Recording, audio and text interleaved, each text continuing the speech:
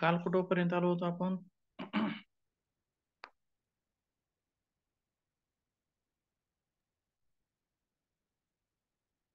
Benefits of yoga therapy sir चाललेलं. हो बरोबर आहे. बेनिफिट्स ऑफ योगा थेरपी, त्यातील काय काय भाग बघितला होता बघा आपण. त्रिदोषाचं संतुलन, कर्करोग, हृदयरोग आणि मधुमेह, इथपर्यंत झालं होतं आपलं, बरोबर आहे का? मधुमेहापर्यंत थांबलो होतो आपण. तर पुढचे जे काय आहेत विकार, त्याच्यामध्ये आहे परत दमा आहे. तर दम्यामध्ये सुद्धा प्राणायामासारखे व्यायाम जे की आपल्या फुफ्फुसाला मजबूत करणारे आहेत, फुफ्फुसाची लवचिकता, इलॅस्टिसिटी वाढवणारे आहेत, धारण क्षमता वाढवणारे आहेत. त्यामुळं दम्यावरती सुद्धा परिणाम दिसून येतो योगा थेरपीचा.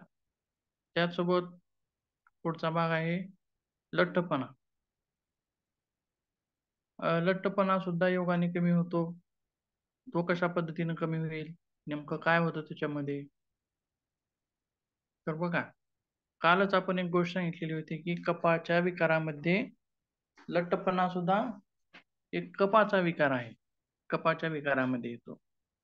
आणि कफ कमी करायचा असेल, कफाचं आधिक्य कमी करायचं असेल, तर शरीराच्या हालचाली गरजेच्या आहे. जितक्या शरीराच्या हालचाली जास्त होतील तितकं कफ कमी होणार आहे. कफच आणि कफाचं संतुलन होणार आहे. म्हणजेच बघा, लठ्ठपणा आता आधुनिक जे वैद्यकशास्त्र आहे ते काय म्हणतं की कॅलरीज बर्न कराव्या लागतील. तर ह्या कशा कमी होतात? काय करावं लागेल कॅलरी बर्न करण्यासाठी? किंवा अशी कुठली गोळी आहे का हो, किंवा औषध आहे का की असं औषध घेतल्यास लठ्ठपणा कमी होईल?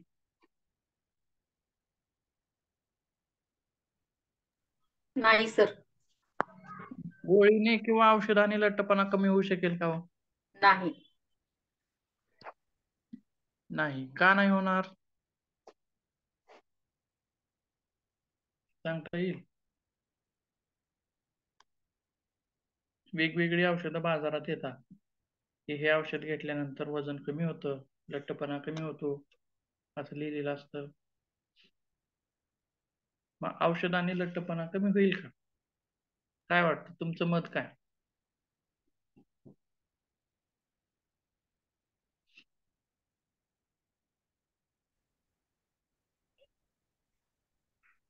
औषधाने जर कमी झालं ना सर, तर त्याचे साईड इफेक्ट पण होतात तसेच. मग त्याच्यामुळं भूक न लागणे, पचनशक्ती मंदावणे, ह्या अशा गोष्टी होतात. परत मग त्याचे दुसरे साईड इफेक्ट झाल्यामुळं त्यात जाडी कमी होण्याचा काही फायदा होणार नाही. त्याच्यासाठी वेगळी ट्रीटमेंट घ्यावी लागेल. बरोबर आहे. हा. होईल कधी कोणत्या कोणत्या कंडिशन मध्ये, कधी होणार पण नाही असं पण होईल. हम्म. तर बघा, लठ्ठपणा जर आपल्याला कमी करायचा असेल, पण आपलं जेवण चालू आहे भरपूर, 2-3 वेळेस 3 टाइम जेवण आहे, तर याच्यामध्ये बघा आणखीन एक गोष्ट त्याच्यामध्ये काय येते बघा, आपण व्यायाम भरपूर करतोय, बरोबर आहे, म्हणजेच आपण कॅलरीज बर्न करतोय, बरोबर आहे. परंतु आपलं जेवण पण फुल आहे, 3 टाइम आपलं जेवण होतंय. त्यामध्ये दुधाचा समावेश आहे, तुपाचा समावेश आहे, तेलकट पदार्थांचा समावेश आहे आणि पोट भरून आपण जेवण घेतोय. तर मग लठ्ठपणा कमी होईल का? नाही. बरोबर आहे. बघा, आपण एक उदाहरण उदाहरण म्हणून समजूयात. आपल्याला एक हौद भरायचा, रिकामी करायचा आहे. मग हौदाची खालची जी तोटी आहे आपण ती चालू केली, बरोबर आहे. त्याच्यानं काय होणार आहे, हौद रिकामा होणार आहे.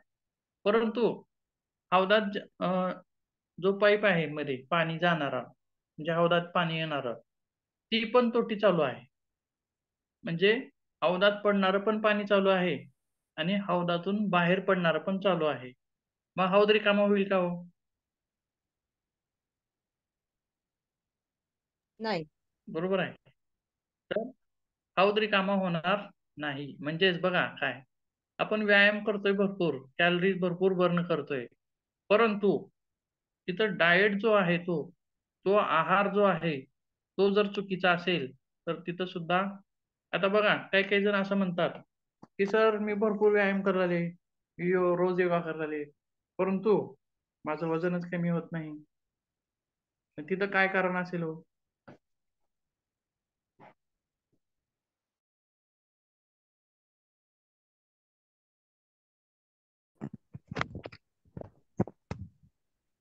बिहार.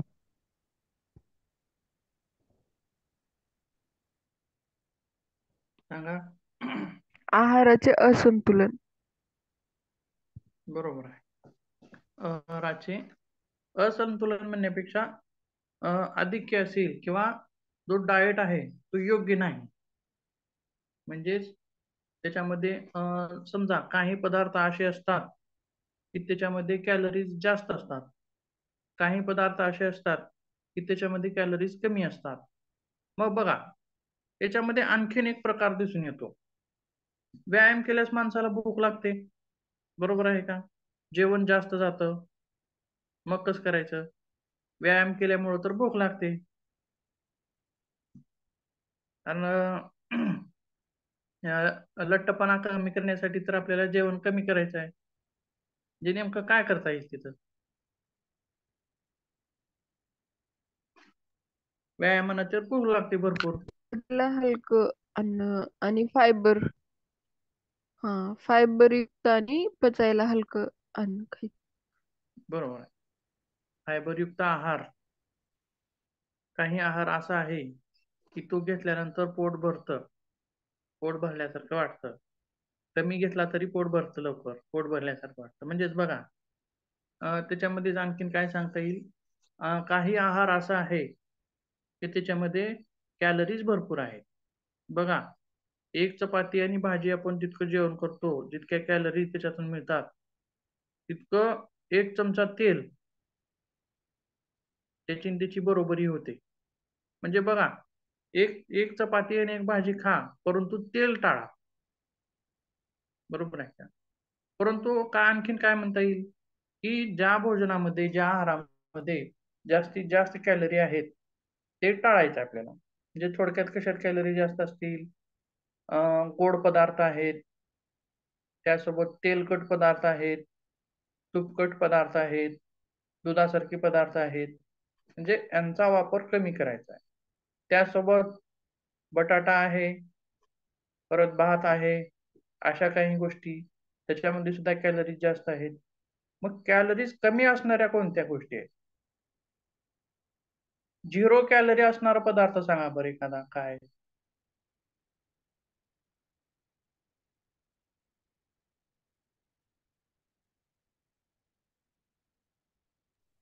सर कॅलरी म्हणजे आहार शक्ती ना सर.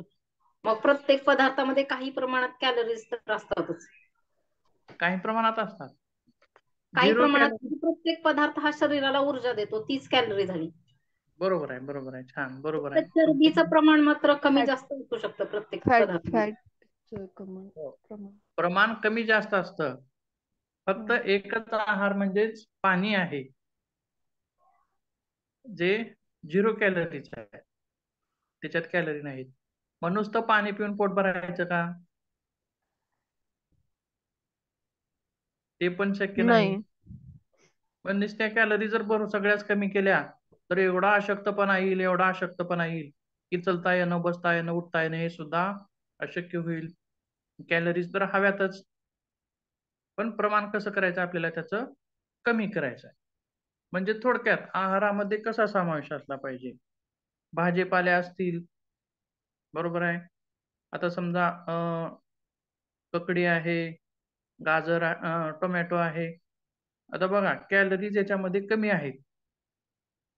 भाज्या कोणत्याही घ्या तुम्ही, भाज्या, फळभाज्या असतील किंवा पालेभाज्या असतील.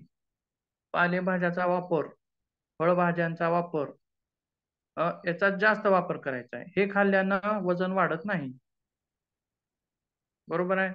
मग अशा गोष्टी खा पोट भरण्यासाठी, बरोबर आहे, की त्याच्यामुळं आपलं वजन वाढणार नाही. अशा गोष्टी खाण्यामध्ये त्याचा वापर करायचा आहे. आपलं पोट भरण्यासाठी अशा गोष्टींचा वापर करायचा आहे. मग व्यायामानंतर तर भूक भरपूर लागते. मग ही भूक जी आहे ती आपल्याला अशा पद्धतीनं भागवायची आहे. हा एक प्रश्न मिटला. बरोबर आहे. त्यासोबत कॅलरीज कमी असणारे पदार्थ घेणं तितकंच गरजेचं आहे.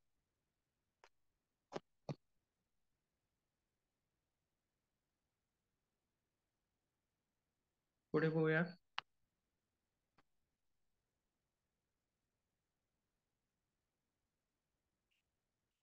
आणि जास्तीत जास्त कॅलरीज कशामध्ये बर्न होतात हो? कोणते व्यायाम सांगता येईल त्याच्यामध्ये?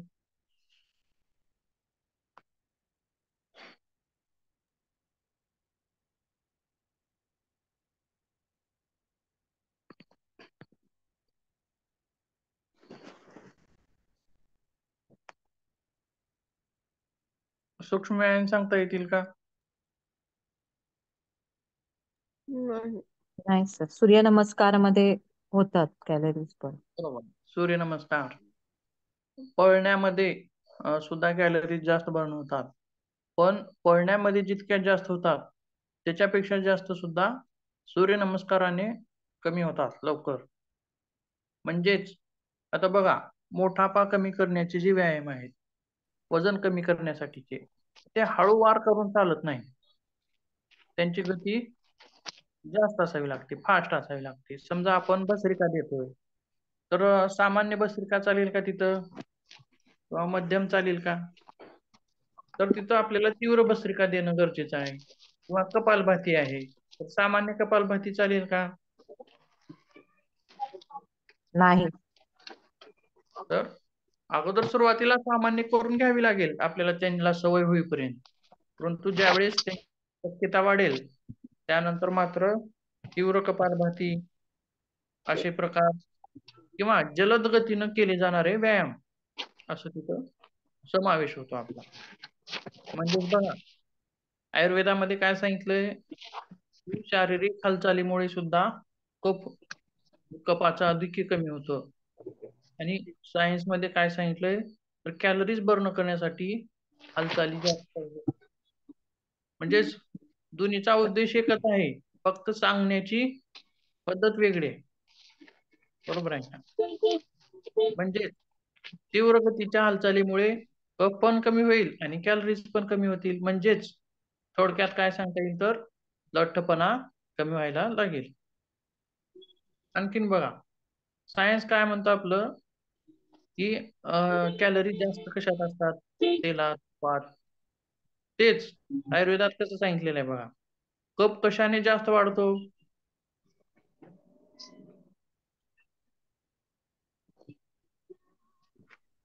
वाढतो स्निग्ध कशाने? पदार्थामुळे.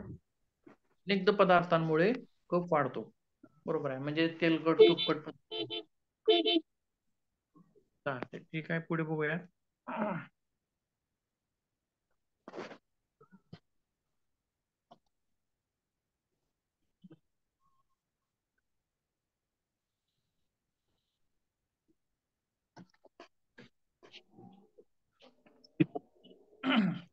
लठ्ठपणाच्या नंतर संधिवाताचा प्रकार जो आहे, म्हणजे त्यामध्ये दुखणे असेल, सांधे सुजणे असेल, सांधे आखडून जाणे असेल, तर अशा प्रकारचा विकार सुद्धा आपल्याला, म्हणजेच फायदा याच्यामध्ये सुद्धा दिसून येतो. त्याच्यामध्ये काय सांगितलेलं आहे बघा, संधिवात आणि ग्रस्त असलेल्या व्यक्तींनी शारीरिकरित्या सक्रिय असणे आवश्यक आहे. बघा, याच्यात सुद्धा काय सांगितले थोडक्यातच, की शारीरिकरित्या सक्रिय असणं गरजेचं आहे. म्हणजे शारीरिक हालचाली गरजेची आहे. बघा, बरेच विकार आहेत, बरेच रोग आहेत, त्याच्यामध्ये शरीराच्या हालचाली होणं गरजेचं आहे. म्हणजेच थोडक्यात असं आहे की शारीरिक हालचाली गरजेच्या आहे. पण त्या कशा पद्धतीने करताय तुम्ही? योगामार्फत करताय का पळून करताय किंवा दैनंदिन कामं करून करताय? परंतु गरजेचं काय आहे? शारीरिक हालचाली होणं गरजेचं आहे. त्यासोबत पुढे काय म्हणलेलं आहे बघा, त्यात सूक्ष्म व्यायाम सहकार्य करतात, जे स्नायूंना बळकट करण्यास आणि सांध्यातील कडकपणा कमी करण्यास मदत करतात. तर अशा प्रकारे संधिवातामध्ये सुद्धा आपल्याला योगाचा फायदा दिसून येतो. त्याचसोबत पुढे काय म्हणलेलं आहे बघा, स्मृतिभ्रंश आहे. स्मृतिभ्रंश म्हणजे काय हो?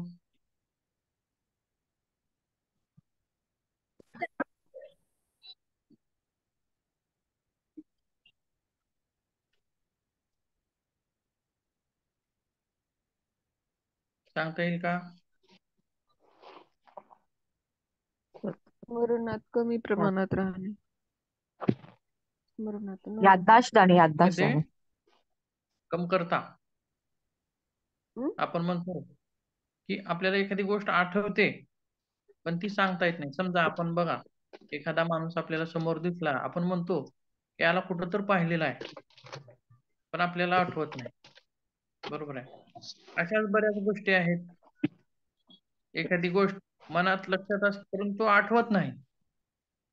असंच आपल्या रोजच्या चालण्या बोलण्यात सुद्धा त्या गोष्टी घडून येतात. म्हणजे स्मरण शक्तीमध्ये कमतरता, गोष्टी कमी प्रमाणामध्ये लक्षात राहतात, स्मरणात राहतात. म्हणजेच स्मृतिभ्रंश. तर याच्यामध्ये काय सांगता येईल? आपण स्मृतीसाठी योग बघितलंय बघा सुरुवातीला पहिल्यांदा. स्मृतीचे किती प्रकार सांगितले होते हो? आठवते का कुणाला?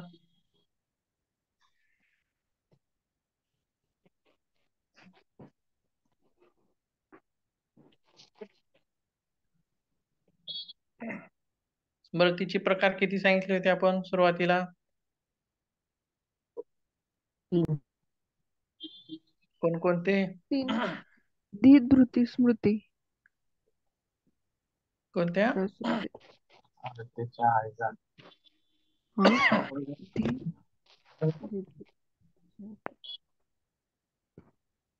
संवेदी स्मृती, अल्पकालीन स्मृती, दीर्घकालीन स्मृती.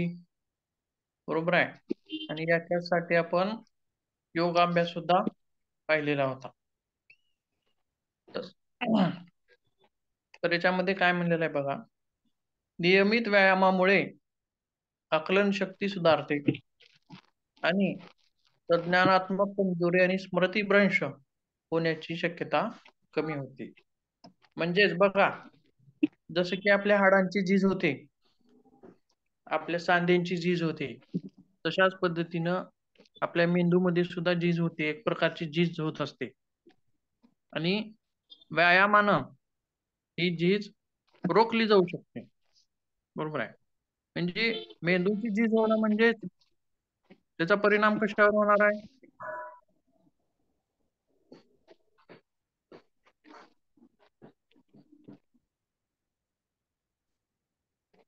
मेंदूची झीज म्हणजे थोडक्यात परिणाम कशावर होणार आहे त्याचा?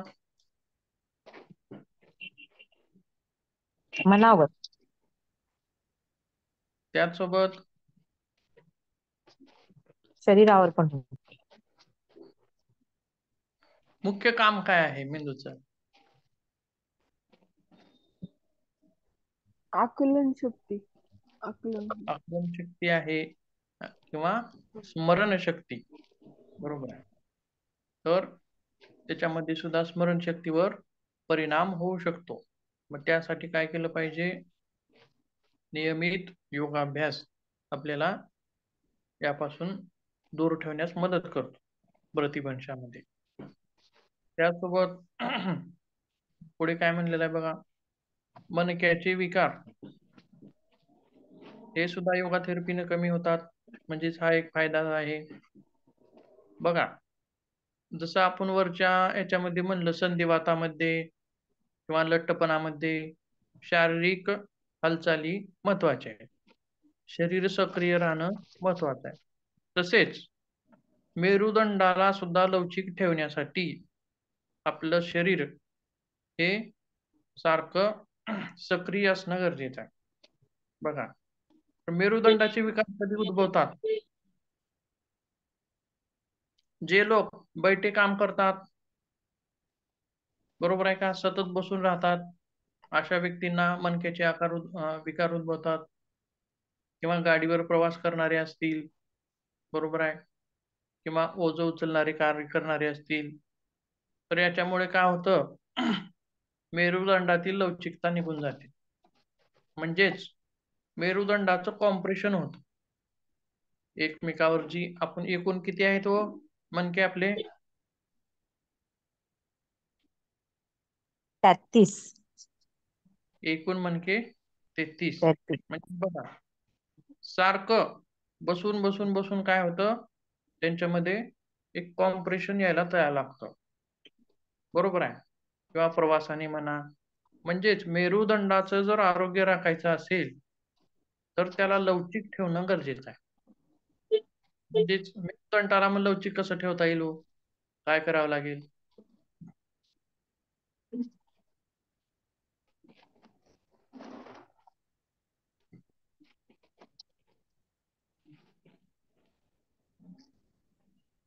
बघा मेरुदंडाच्या हालचाली मागे झुकणे, पुढे झुकणे, बाजूला झुकणे, मणक्याला पीळ देणे, twist, spinal twist, forward bend, backward bend. बरोबर आहे. असे प्रकार आपल्याला करावे लागतील. मग ते कशातून होतात?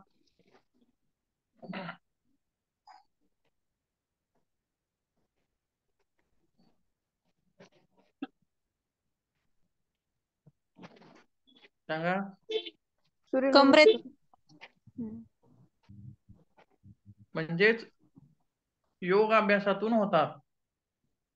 आता योगामध्ये काही कसे आहेत बघा. भुजंगासन आहे, बॅकवर्ड बेंडिंगचं आहे. म्हणजे आपल्या स्पाईनला आपण उलट ताण देतो. बरोबर आहे. आणि पश्चिमोत्तानासन कसं आहे? फॉरवर्ड बेंडिंगचं आहे. म्हणजेच आपल्या मेरुदंडाला फॉरवर्ड बेंडिंगचा ताण देतो. तसेच त्रिकोणासन कसं आहे? बाजूला मेरुदंडाला दोन्ही बाजूने हे करतो, लवचिक आणण्याचा प्रयत्न करतो. तसेच अर्धचंद्रासन आहे. बरोबर आहे का? हे सुद्धा साईड बेंडिंगचे आसन आहेत. त्यासोबत आणि हे आहे अर्धमत्स्येंद्रासन. ते काय आहे? तर स्पाईनला ट्विस्ट देणारा आसन आहे. म्हणजे मेरुदंडाला असं पीळ देणारा आसन आहे. आपण कापड कसं पिळतो गोल असलेलं, तशा पद्धतीनं आपल्या मेरुदंडाला पीळ देणारे आसन आहेत.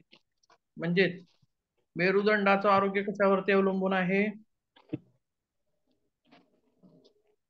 त्याच्या लवचिकतेवरती. आणि ही लवचिकता जी आहे ते आपल्याला कशातून प्राप्त होते? योग अभ्यासात.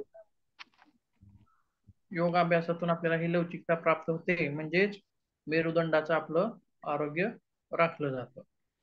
बरोबर आहे. आता समजा एखाद्याला बॅक पेनचा त्रास आहे किंवा एखाद्याची डिस्क जी आहे ती कॉम्प्रेस झालेली आहे. मग ती गोळ्या औषधावर कमी होईल का हो?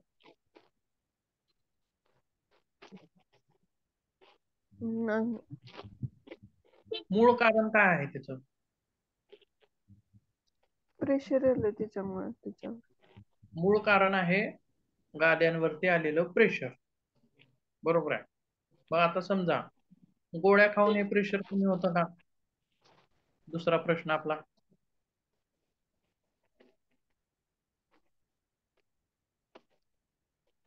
नाही. गोळ्या खाऊन प्रेशर कमी होत नाही.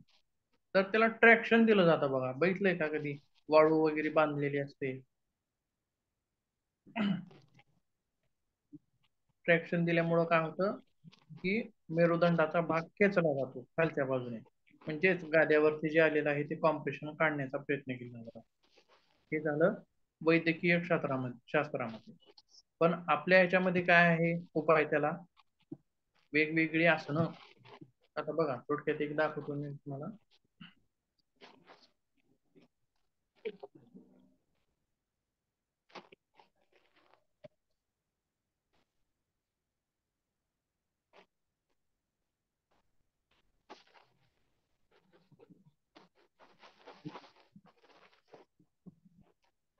आता याच्यामध्ये बघा काय दिसून येतंय.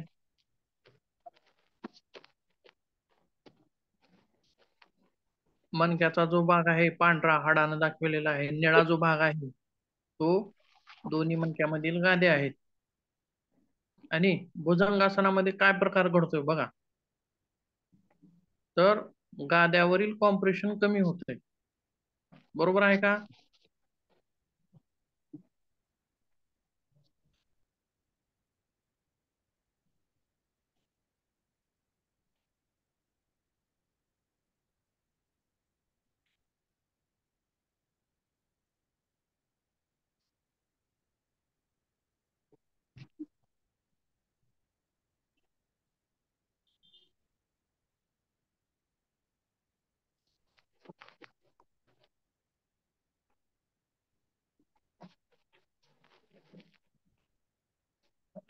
म्हणजेच कॉम्प्रेशन काढण्यासाठी आपल्या योगा थेरपीमध्ये काय आहे, तर वेगवेगळी आसनं, स्थूल व्यायाम, सूक्ष्म व्यायाम असे आपल्याला तिथं देता येतात.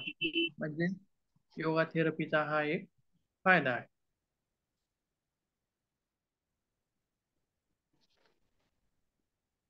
पुढे बघूया. याच्यामध्ये पण दाखवलेलं आहे बघा कसं आहे. इकडची जी आकृती आहे 2 नंबरची, त्याच्यामधला माणूस तो झुकून बसलाय. आणि 1 नंबरची जी आकृती आहे त्याच्यामधला माणूस मात्र ताठ बसलाय. बघा, आपण योगा ज्यावेळी करतो तर प्रत्येक वेळी काय म्हणलं जातं, हो ताठ बसा, बरोबर आहे का? असं का म्हणलं जात असेल?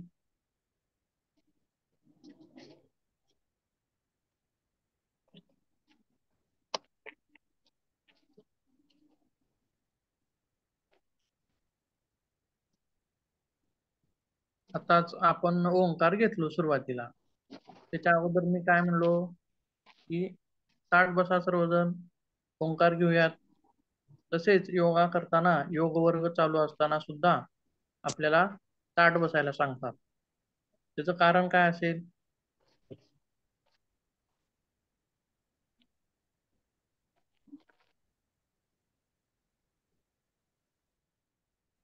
ताठ बसल्यामुळे जेव्हा आपण श्वास घेतो तेव्हा पूर्ण आपल्या शरीरामध्ये हवा खेळती राहते आणि योगामुळे जे आपल्याला फायदे होणार आहेत ते व्यवस्थित होतात. योग्य. ठीक आहे. ही इमेज पाहून काय वाटतं का, ताठ बसण्याचं कारण काय असेल? स्पाईनची पोझिशन व्यवस्थित राहते. राईट, बरोबर. स्पाईनचा जो नॅचरल कर्व आहे तो नॅचरल कर्व राखण्यासाठी आपल्याला मदत होते. बरोबर आहे. तर आपण वाकून बसल्यामुळं काय होते, आता स्पाईन जी आहे ती अशी बाक येतो स्पाईनला. बरोबर आहे. आणि बाक आल्यामुळं मधील ज्या डिस्क आहेत त्या कॉम्प्रेस होतात. बरोबर आहे. आणि ज्यावेळेस आपण नॅचरल पद्धतीने बसतो त्यावेळेस मेरुदंडाची नॅचरल स्थिती, नैसर्गिक स्थिती ती ती योग्य असते. त्याच्यामुळं कॉम्प्रेशन जास्त येत नाही. त्याचसोबत कुंडलिनी जागरण असेल किंवा त्याच्यामध्ये सुद्धा असं सांगितलेलं आहे की जो शक्तीचा प्रवाह आहे खालच्या दिशेकडून म्हणजे मूलाधार चक्राकडून आज्ञा चक्राकडे होत असतो. हे एक आध्यात्मिक कारण झालं ताठ बसण्याचं. आणि दुसरं वैद्यकीय कारण जे आहे ते म्हणजे स्पाईनची नॅचरल पोझिशन राखून ठेवणे, हे आपलं वैद्यकीय कारण झालं, सायंटिफिक कारण. तर आता याच्यात बघूयात.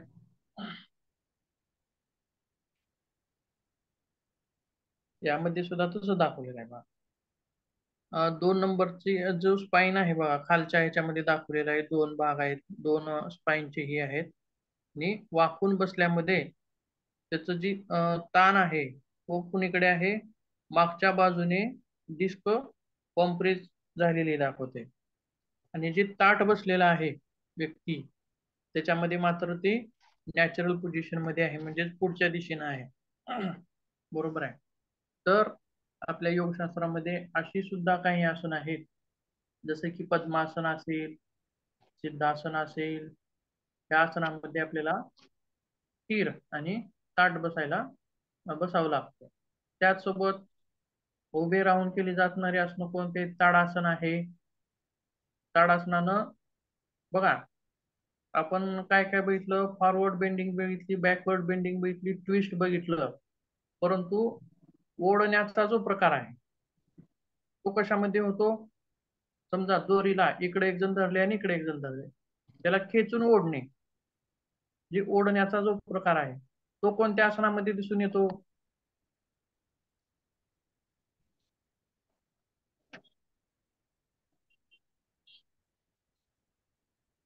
कोणत्या आसनात दिसून येईल सांगा बरं?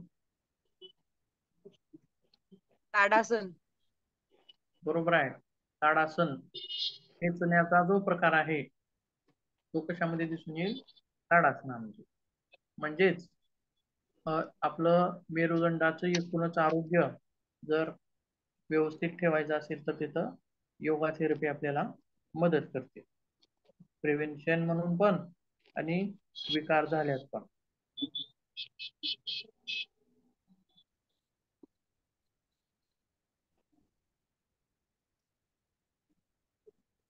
पुढे बघूया. मणक्याच्या विकारानंतर आहे अनिद्रा. अनिद्रेमध्ये फायदा होतो का योगाचा?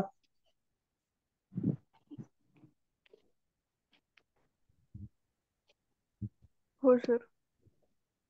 होतो. बघा कसं आहे, जर समजा एखाद्या दिवशी आपण शारीरिक कष्ट केलेला आहे भरपूर, किंवा धावपळ झालेली आहे, दगदग झालेली आहे, तर अशा दिवशी झोप कशी लागते हो?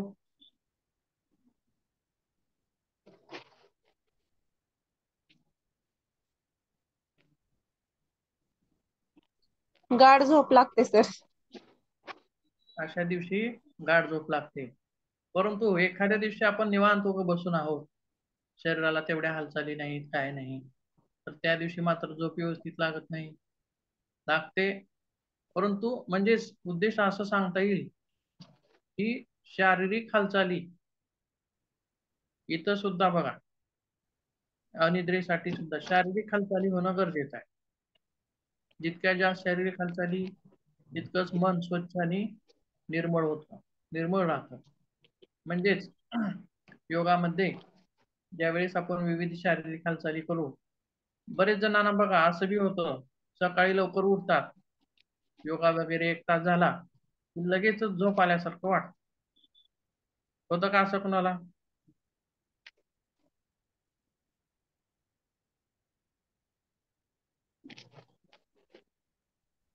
होतं सर. म्हणजे नेमकं काय होतं बघा त्यावेळी, तर मनावरील ताण कमी झालेला असतो आणि मन शांत होण्याच्या स्थितीमध्ये आलेलं असतं.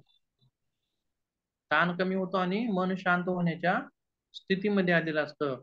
म्हणजेच बघा, आपण शवासन कधी घेतो? सुरुवातीला घेतो का शेवटी घेतो? शेवटी. शवासन आपण योग वर्गाच्या शेवटी घेतो, बरोबर आहे. म्हणजेच मनावरील ताण आपल्या कमी झालेला असतो. त्यासोबत मनासोबतच शरीरावरील सुद्धा ताण कमी झालेला असतो.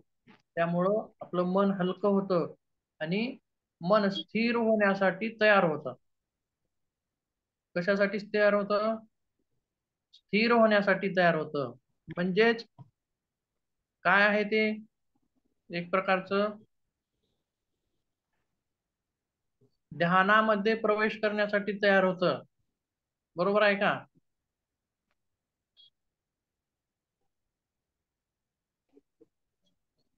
हो सर. आपोआपच लक्षण त्याचे दिसून येतात.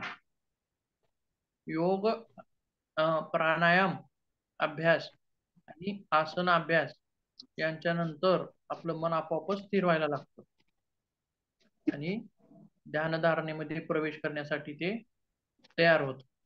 म्हणजेच परंतु आपण तसं करत नाही, तर आपल्याला वाटतं की झोप येते आपल्याला. तसं नाही. तसेच तर विषय काय चालू होता आपला? अनिद्रेचा. त्याच्यामध्ये सुद्धा शारीरिक हालचाली गरजेच्या आहेत. शारीरिक हालचाली योगातून आपल्याला घडून येतात आणि जो व्यक्ती नियमित योगाभ्यास करतो त्याला झोप सुद्धा खूप चांगल्या पद्धतीने येते. झोपेच्या गोळ्या खायची गरज त्याला लागत नाही. आणि बघा, एकूणच आरोग्य कशावरती निगडीत आहे हो? त्रिसूत्री काय आहे आरोग्याची? योग्य आहार, योग्य व्यायाम आणि चांगली झोप. बरोबर आहे. योग्य आहार, संतुलित आहार आणि व्यायाम. नुसता आहारच घेऊन भागतं का? नुसत्या आहारावर संतुलित आहार भागत नाही. त्याच्यासाठी शारीरिक हालचाली गरजेच्या आहेत. मग ती कशामध्ये येतात? व्यायामामध्ये पण येतात. बरोबर आहे. योग्य आहार पण आहे, व्यायाम पण आहे, पण झोपच नाही. मग शक्य आहे का आरोग्य राखणं? तर नाही. म्हणजेच तिन्ही गोष्टी आपल्याला तिथं आवश्यक आहेत. आणि तिन्ही गोष्टी जर आपल्याला पुरेपूर असल्या शरीराला आपल्या, तर एकूणच आरोग्य आपलं चांगलं राहतं. म्हणजेच झोप ही सगळ्यात महत्वाची आहे. आता बघा, मानसिक रोगी जे असतात अशा लोकांना, जे डिप्रेशन मध्ये असतात अशा लोकांना तर जास्त झोपेच्या गोळ्या देतात. का हो, असं का होत असेल?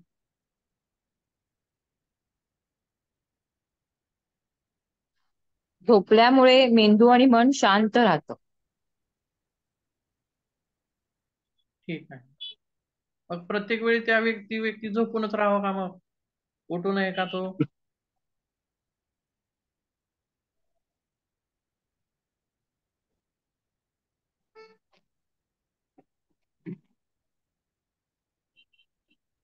म्हणजेच बघा काय होतं, आपण जागी जो असतो, जागी असताना शरीर हे कार्यरत असतं, म्हणजे कार्य करण्याची वेळ आहे. आणि ज्यावेळी आपण झोपतो त्यावेळी शरीर हे रिपेअरिंग करण्याचं काम करतं. बघा कसं आहे, कार्य करण्याची वेळ कधी आहे? जागी असताना. आणि रिपेअरिंग करण्याची वेळ कधी आहे? शरीराला झोपल्यानंतर. म्हणजे झोपेमध्ये जास्तीत जास्त रिकव्हरी करण्याचं काम आपलं शरीर करत असतं. म्हणजेच योग्य झोप ही तिथं महत्वाची आहे. आणि ही झोप आपल्याला योगाभ्यासाद्वारे नियमित करता येते.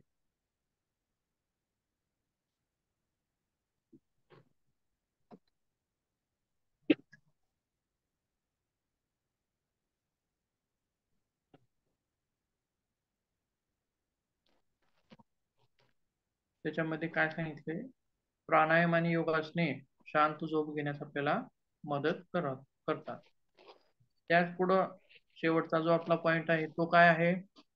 सर्व स्तरावरती तंदुरुस्ती ही योगा थेरपीचं एक मुख्य आणि महत्वाचं उद्देश आहे, महत्वाचा फायदा आहे.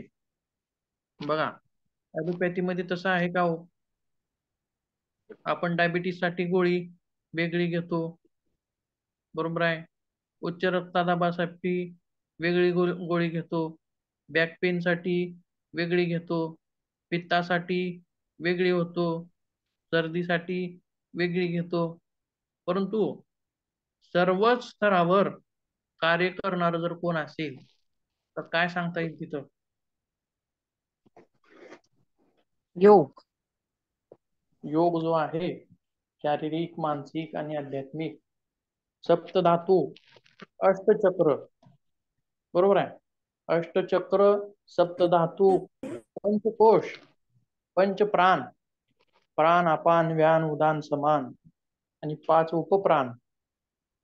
बघा, प्राणायामाचा जास्तीत जास्त प्रभाव कशावर असतो? कोण्या शरीरावर असतो?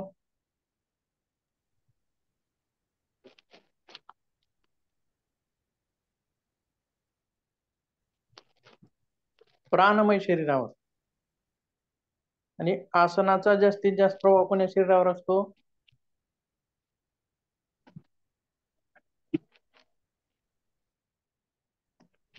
पण पंचकोश माहिती आहे का तुम्हाला?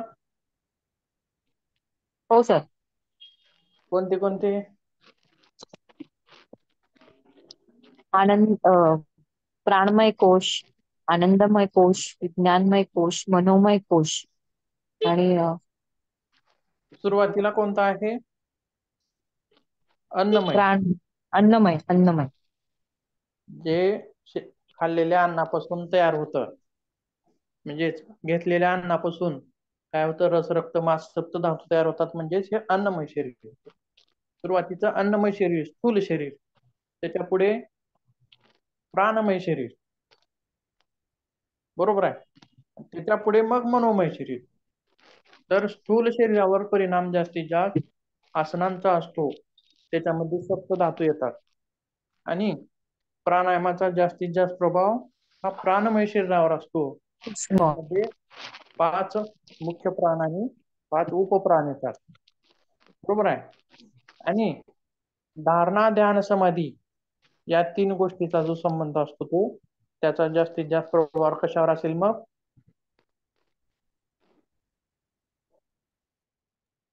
मनोमय. मनो.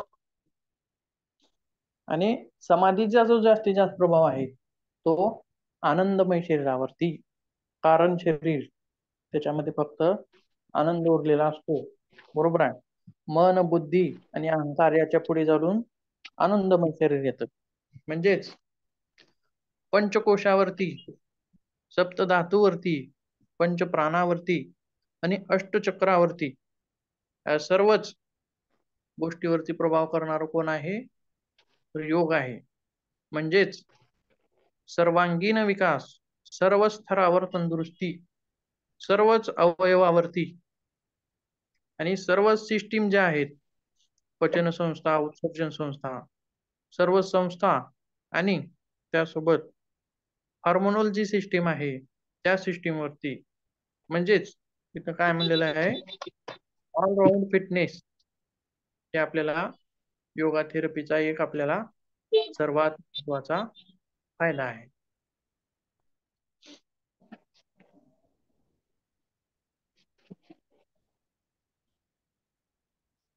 त्याच्यामध्ये काही अडचणी वगैरे असतील तर सांगू शकता.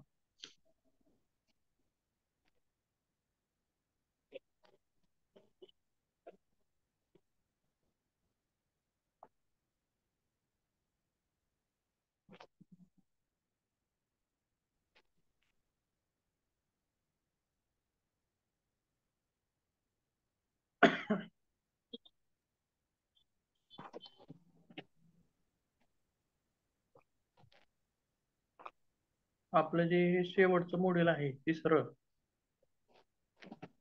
योगा थेरपी, ते आपलं पूर्ण होतं या ठिकाणी. आपला 5वा जो पॉइंट आहे बघा, बेनिफिट्स ऑफ योगा थेरपी, आणि हे आपलं शेवटचं मॉड्यूल आहे, तिसरं.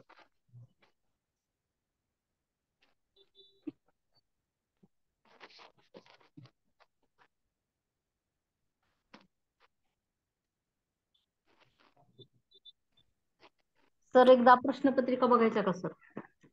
बघूयात आपण प्रश्नपत्रिका पण बघूयात. आता क्लास बंद करण्यापूर्वी परत मला होस्ट करा. कसं करायचं ते? होस्ट रिकॉर्डिंग थांबवा अगोदर. Recording stop. ठीक आहे, चालेल. रिकॉर्डिंग ठीक आहे, ठीक. स्टॉप करा.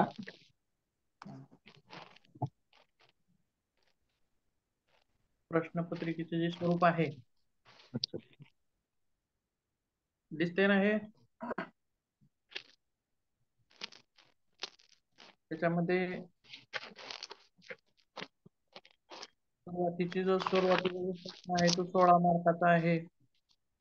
जे 2 प्रश्न आपल्याला सोडवायचे त्याच्यात. आणि पहिला जो प्रश्न आहे तो आधुनिक शिक्षण पद्धतीत योगाचा समावेश कसा करता येईल हे स्पष्ट करा. त्यासोबत दुसरा आहे, योग स्वतः एक शिक्षण पद्धती आहे का, स्पष्ट करा.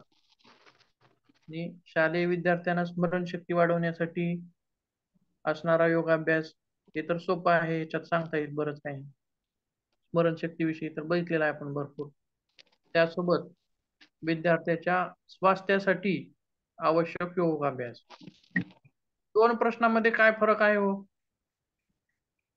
तिसरा आणि चौथा जो प्रश्न आहे तो. तर तिसरा प्रश्न फक्त स्मरणशक्तीसाठी विचारला आणि चौथा प्रश्न हा म्हणजे पूर्ण शरीर स्वास्थ्यासाठी विचारलेला आहे. सर्वांगीण शरीराभ्यास बरोबर आहे. तर तिसरा जो प्रश्न आहे स्मरणशक्ती वाढवण्यासाठी योगाभ्यास, त्यामध्ये काय काय सांगता येईल बरं आपल्याला? सर तो आपल्या क्लासमध्ये कव्हर झालेला आहे. प्रश्न क्रमांक 1 बघायचा का सर? याच्यामध्ये आधुनिक शिक्षण पद्धतीत योगाचा समावेश कसा करता येईल?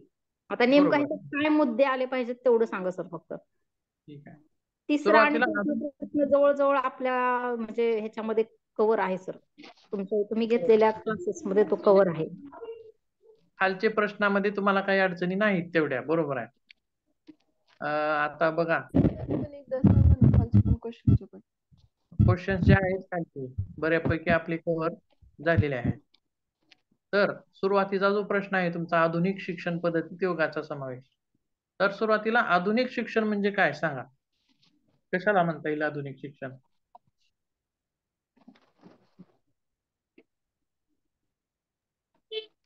आता आधुनिक शिक्षण म्हणजे प्रोफेशनल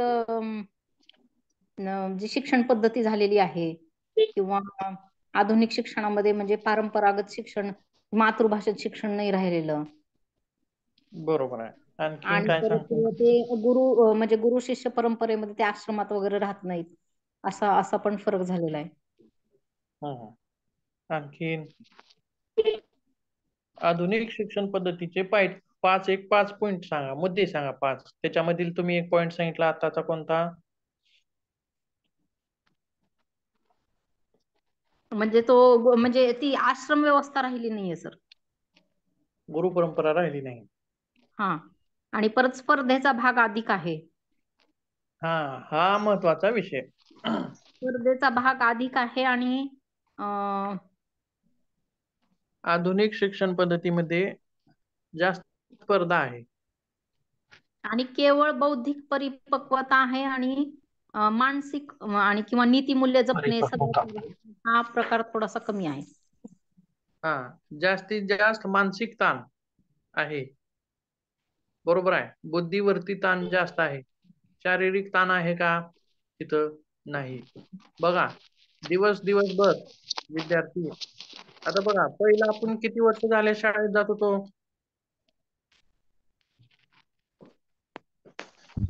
5 वर्ष झाली की शाळेत जात होतो, बरोबर आहे. 6 वर्ष. 6 वर्ष ते बी आपल्याला असं कानाला हात लावून बघायचे. आपल्याला जन्मतारखा पण माहित नसायच्या तेवढ्या व्यवस्थित. कानाला हात पोचायला लागला की मग म्हणायचं शाळेत घेता येईल आता. परंतु अलीकडच्या काळामध्ये बघा विद्यार्थी कधीपासून शाळेत चाललेत, किती वर्षापासून चाललेत? 3.5. मग कोणते ग्रुप्स आहेत त्यांचे? काही प्ले ग्रुप्स आहेत, LKG आहे, UKG आहे. हे किती वर्षापासून चालू होते?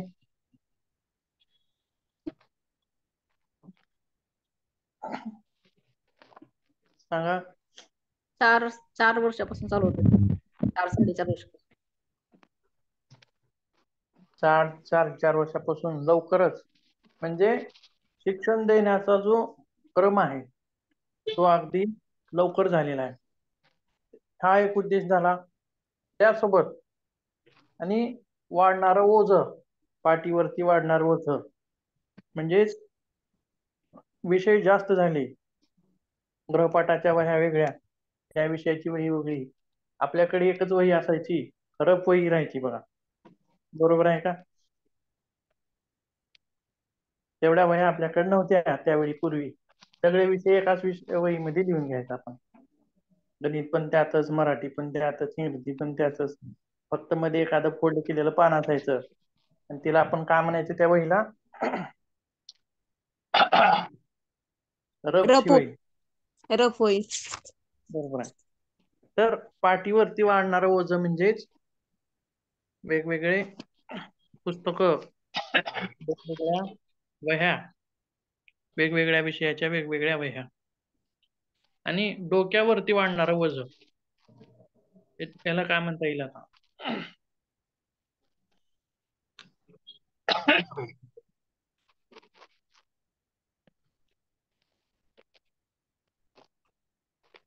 डोक्यावरती वजन कशाचं वाढते विद्यार्थ्यांच्या? अभ्यासाचा अतिरिक्त ताण म्हणजेच डोक्यावरती वाढलेलं वजन आहे. बरोबर आहे. त्याचसोबत आणखीन काय आहे तर शाळा आणि ट्युशन्स. दिवसभर शाळा करायची, सकाळी सकाळी ट्युशन करायचं, पुन्हा संध्याकाळी ट्युशन करायचं. ह्या विषयाचं ट्युशन वेगळं, त्या विषयाचं ट्युशन वेगळं. म्हणजेच विद्यार्थ्यांच्या शारीरिक हालचाली कमी होत आहेत. बरोबर आहे का? विद्यार्थ्यांना खेळायला वेळ मिळत नाही. मग खेळ तर ते कशावर खेळतात? मोबाईल्स वरती खेळतात. म्हणजेच बैठे जे प्रकार आहेत त्यामुळं त्याच्यामध्ये विपरीत काय गुण दिसतात हो अशा गोष्टीमुळं? तर लठ्ठपणा वाढतो विद्यार्थ्यामध्ये. तसेच डिप्रेशन वाटतं सर. सर डिप्रेशन हा वाढतं. प्रश्न योगाचा कसा समावेश करता येईल असं त्यांनी विचारलंय ना सर. म्हणजे आपण फक्त मुद्दे जरी पाहिले तरी चालेल सर. म्हणजे नेमकं सांगायचं काय कसा समावेश करता येईल म्हणजे शिक्षण पद्धतीमध्ये तर बघा सुरुवातीपासून घ्यावं, लक्ष द्या. बालपणापासून घ्यावा योग वगैरे. म्हणजे हे काय सांगता येईल सर? मॅडम योग आल्यात, पुढचा तास सुरू होणार आहे. नंतरच्या तासात द्या सर बाकीचं आता उरलेलं. ठीक आहे, ठीक आहे. हा, होस्ट करा, लिहू नका करू लगेच. पुढच्या तासामध्ये बघूयात आपण प्रश्नपत्रिका. हो, होस्ट करा अगोदर, होस्ट करा.